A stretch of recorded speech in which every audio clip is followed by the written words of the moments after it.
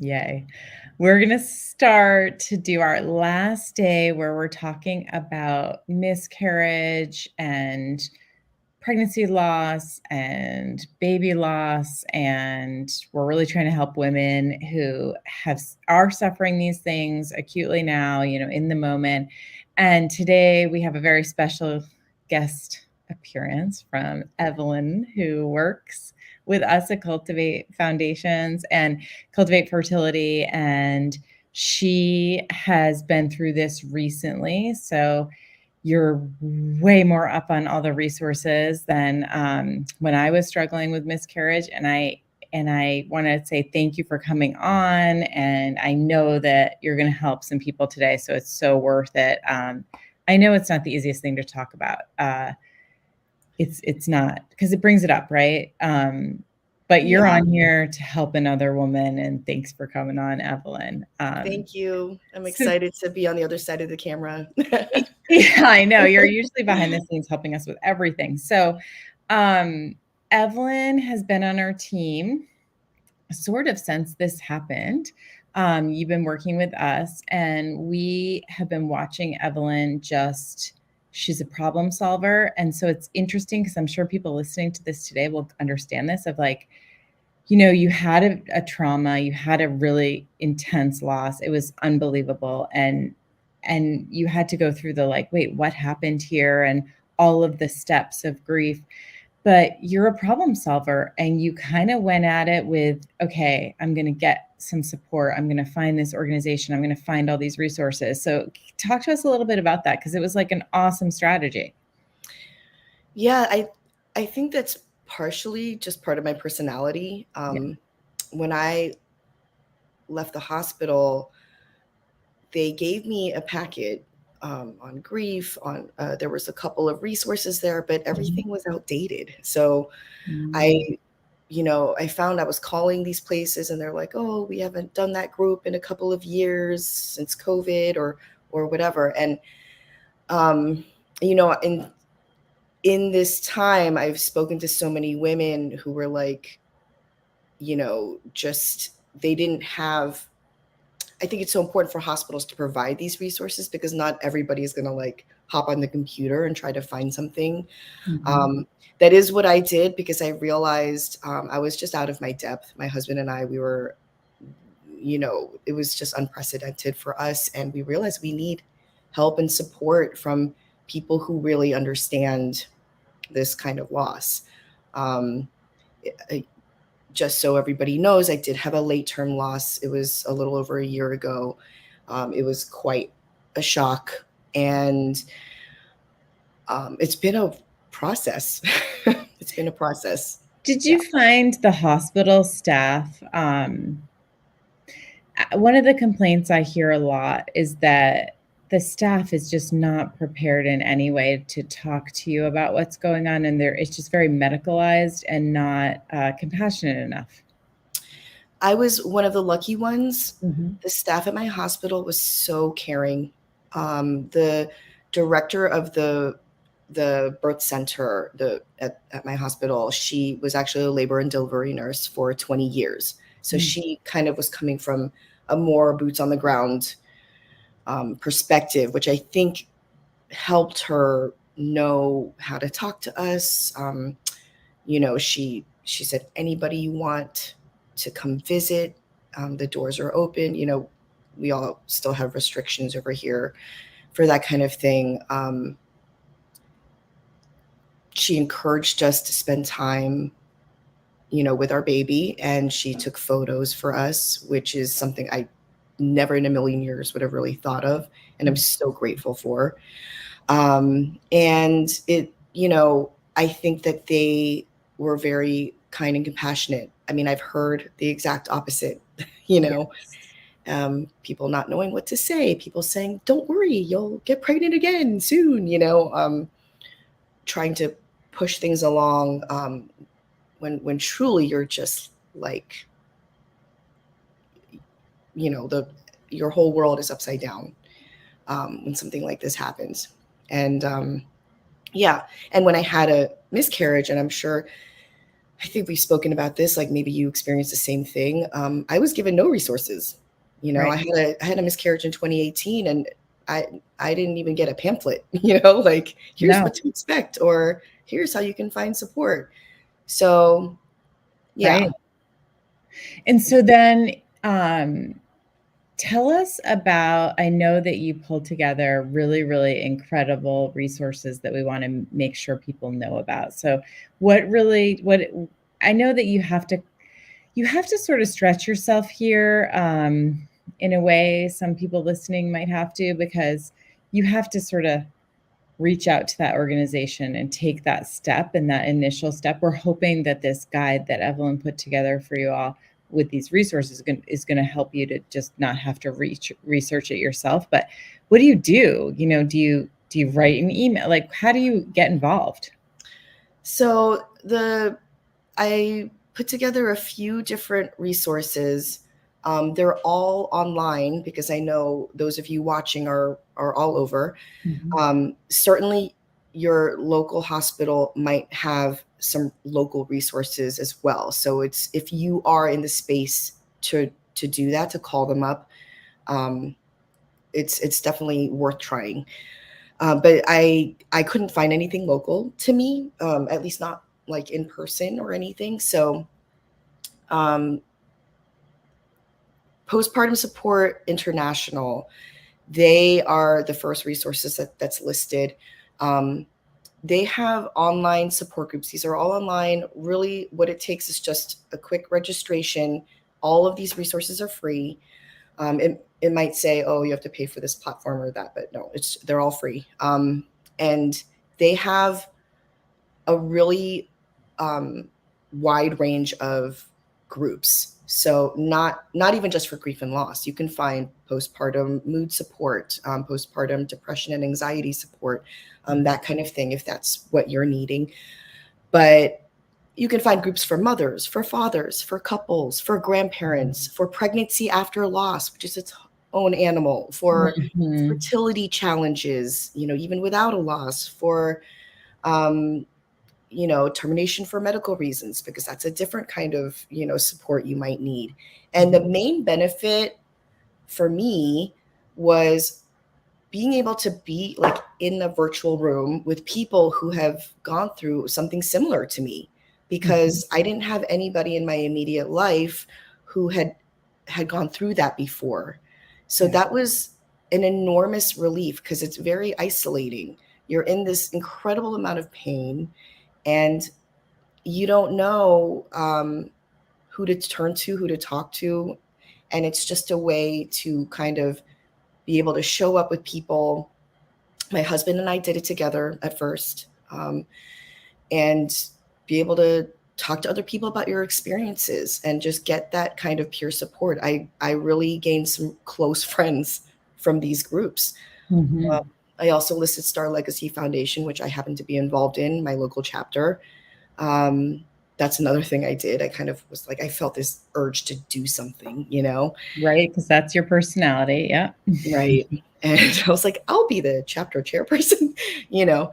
Right. But they do incredible work on loss prevention and research and education and legislation. And so it helped me to find purpose, Yes. with my pain, I guess. Yeah, it's like in Chinese medicine, the character for illness, it has danger and opportunity in the drawing, in the depiction of it. And it's sort of like that. So you took this horrible experience and really tried to do better for other people. You know, you tried to help. So which is so nice. And it's such a great thing that women tend to do. It's awesome. And we know that people need this because when we do at Cultivate Fertility, any support around loss. You know, we do these Zoom calls where we'll have someone come do meditations or something. It's incredible how many people come on and just share their story in the chat. And then another woman will say, oh, that happened to me. And then this, and then did that. And, you know, and it opens up this discussion. So even without, if it's scary to you to share your story or it's just too painful, and you think to yourself, I don't know that I want to go hear this. I don't know if I can just surround myself with this, because part of us wants to be in denial sometimes too. But Sure. getting there and just feeling it and just observing it at first, it's so beautiful how supportive complete strangers are. And it's something that people write in all the time after we have those meetings, so I imagine it's just like the meetings that you're going to, in that people write in, they say, I wasn't sure about coming, my alarm went off, or it was in my calendar, and I just kind of didn't want to deal with it.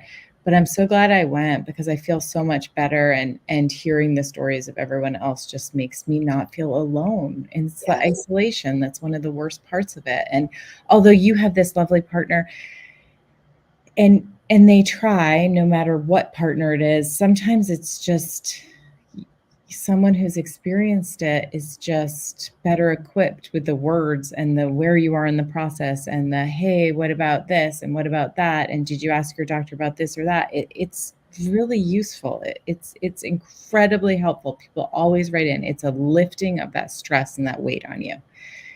I'm Yeah. sure you have a million stories of this. Yeah, I mean, absolutely. It's the sense of community and support that comes out of this is Mhm. it saved me, you know. Yeah. And because honestly, I had a hard time connecting to my most loved people in my life. I didn't know how to reach out through my pain. I'm Yeah. lucky enough that I have a really, really incredible best friend who was like, nope, I'm not letting you go down this hole without me, you know? And Mm. but honestly, if I didn't know how to handle it. I wasn't prepared for all of the things that were going to come up. Of I wasn't course. prepared for, even my husband and I, he's had to find his own path with his grief. And I'm so happy that he has. I can't support him the way other men can support him. He found men that he can talk to and who've Mhm. experienced the same thing. It's so important, I think, It to have is. that. It is, And and it's like this beautiful thing with humanity. We have all these challenges, and you watch the news or read the newspaper, and it looks like a mess, right? But then you have things like this, where there are people who are selflessly just there to try and help you, and these are some of the times where you call upon those resources, and it's not a suffer in silence kind of thing. I did the suffer in silence. Take it from me. Don't do that. Don't do that. Do what Evelyn did and reach out and hop in one of these groups, and there's no commitment, right? Can't you no, just sit there with your camera off on mute and absolutely. just listen in and sort of see what you're comfortable with? And sometimes it's painful, and sometimes it brings it all up, but working through the emotions makes it so they don't get stuck in your body. Right, exactly. And yes, to that point, that is an important thing. These groups, you don't have to turn your camera on. You don't have to speak. Some of them, they may just ask you to at least introduce yourself so everybody else can feel safe knowing that you're not somebody just observing, but you can like Mhm. write in the chat, this is my name, this is where I'm from. There's no obligation at all, and you can tip your toe in.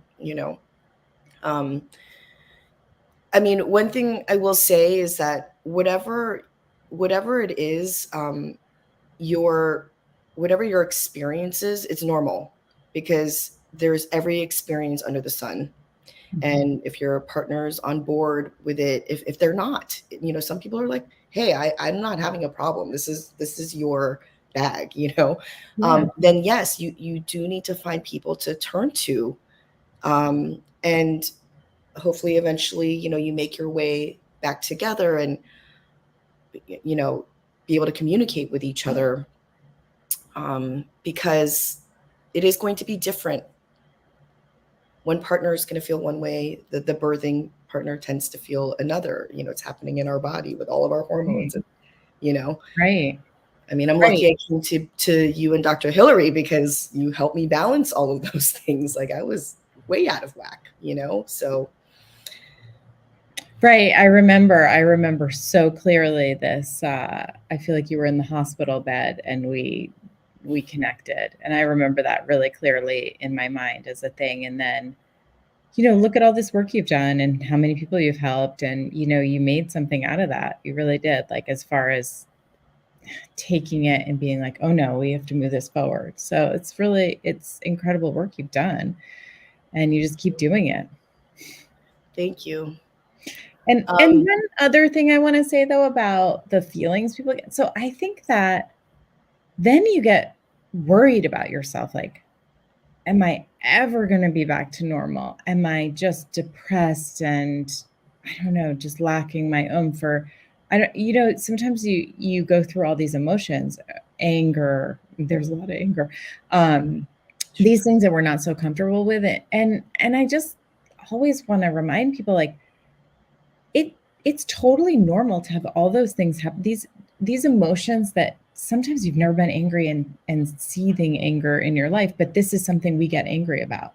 And that's totally okay. I don't think you're gonna get stuck in that. And so I remember being worried, like, am I gonna be like is this just me now? And getting kind of like, oh no, Yeah. what's gonna happen? I remember that so clearly and being so upset by that.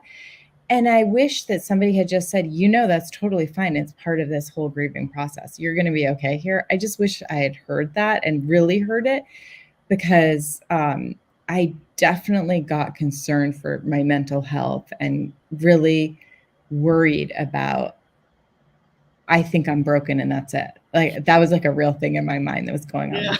Like, that was it. It was so bad. It was so sad. I get that 100%. I had the same fears, Yeah. Especially in like the acute grieving period was like, oh my God, is this just my life, Yes.